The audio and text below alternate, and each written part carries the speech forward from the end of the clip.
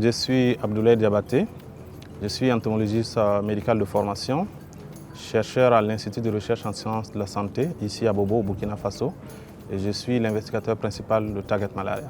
Alors, Target Malaria, c'est un consortium à but non lucratif, composé de chercheurs de divers horizons, ici en Afrique, aux États-Unis et en Europe.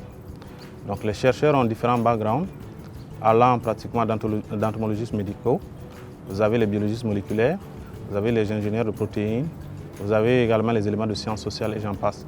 Et l'objectif essentiel de Target Malaria surtout, c'est de travailler à mettre en place un outil innovant qui permettra de pouvoir endiguer en fait, le problème du paludisme. Alors, vous savez, en fait, le paludisme est un problème majeur de santé publique en Afrique et particulièrement au Burkina Faso, où vous avez presque la moitié de la population normale qui est affectée avec un taux de mortalité qui est très élevé. Et donc, être dans une dynamique de construction, pratiquement à pouvoir trouver un outil qui peut nous permettre d'endiguer ce fléau, est quelque chose qui est très enrichissant pour moi. Il faut dire qu'au sein de Target Malaria, nous avons une équipe qui est entièrement dédiée à l'engagement des parties prenantes. Régulièrement, nous les rencontrons, nous expliquons en fait le projet, nous expliquons également les différentes étapes par lesquelles nous sommes en train de passer et nous leur faisons comprendre pratiquement en fait que c'est un projet que nous devons co-développer avec eux et on a besoin justement de leur participation. Nous avons plusieurs défis, mais le défi pratiquement le plus important, je dirais en fait, est de l'ordre de la perception même de la technologie par la communauté. Parce que comme c'est une nouvelle technologie, quelquefois en fait les gens ont du mal vraiment à bien comprendre cette technologie et donc expriment un certain scepticisme. Et donc il faut absolument tout faire pour être le plus proche possible de ces communautés. Donc prendre son temps, expliquer la technologie pour que les gens puissent comprendre et s'assurer également que tout ce qu'ils ont comme crainte, on arrive à utiliser justement ces éléments-là dans le processus de développement en fait, de la technologie. Ce qui va être vraiment le plus enrichissant pour nous, c'est d'arriver justement à mettre au point un produit final qui va nous permettre réellement de pouvoir indiquer le fléau du paludisme définitivement, non seulement au Burkina, mais également à travers le monde. Il suffit simplement de venir ici au Burkina Faso pendant la saison de pluie. Vous allez vous rendre compte en fait, que le paludisme constitue la première cause de consultation sanitaire. Nous sommes à peu près 18 millions au Burkina Faso et vous avez presque la moitié de la population qui est affectée par cette maladie et avec un taux de mortalité qui est quand même relativement assez élevé, de l'ordre de 30 000 à 40 000 personnes qui décèdent chaque année. Vous venez ici pendant la saison de pluie.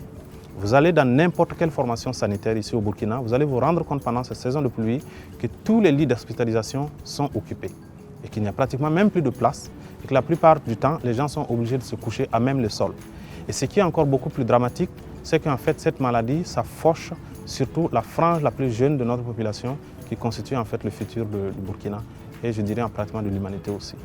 Bien avant même que nous ne recevions ces moustiques transgéniques ici au laboratoire, nous avons fait énormément de simulations avec les moustiques qui sont des moustiques sauvages, mais nous avons prétendu en fait que c'était des moustiques transgéniques et nous nous sommes exercés justement jour après jour à nous assurer effectivement que nous avons une très bonne tenue de l'ensemble de ces moustiques-là. Et donc un calendrier de travail que nous nous sommes fixés, c'est une fois que nous avons eu la certitude effectivement que nous avons une très bonne maîtrise en fait de l'ensemble de tous les panels pratiquement de ce travail, que nous avons autorisé que ces moustiques puissent venir.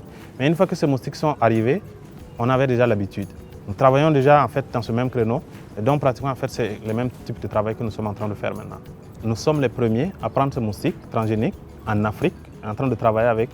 Donc en quelque sorte en fait tous les regards sont posés sur nous et ça c'est vraiment un grand challenge parce que ça veut dire en fait que nous sommes en train de bâtir le chantier pour tout le monde et nous avons obligation vraiment de faire un travail propre. Parce que si les choses se passent mal, malheureusement personne ne le souhaite, ça veut dire en fait que ça ferme la porte à toute la technologie, peu importe Target Malaria ou toutes les autres technologies qui peuvent venir. Donc, dans ce sens, en fait, c'est un énorme challenge.